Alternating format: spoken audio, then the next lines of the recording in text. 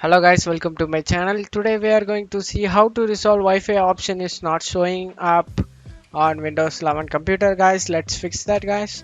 Go to search menu and type troubleshoot setting, open it.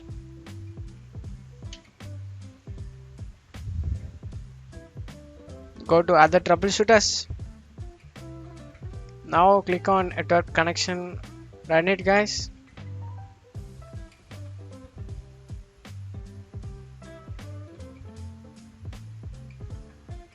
Detecting problems, this can hopefully resolve your problem guys.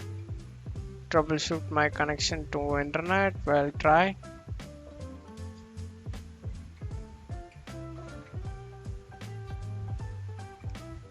Close the troubleshooter guys. After that go to settings guys again.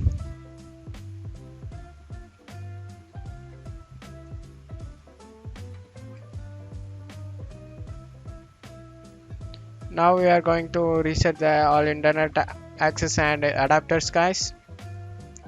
Go to internet network and internet, and here on right side go to advanced network settings, view all network and adapters, network reset, click on it. And now you need to select network reset all network adapters to factory settings. This can able to resolve your problem guys.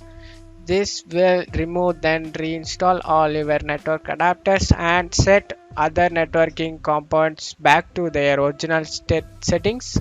You might need to reinstall other networking software afterwards, such as VPN client softwares or virtual switches guys.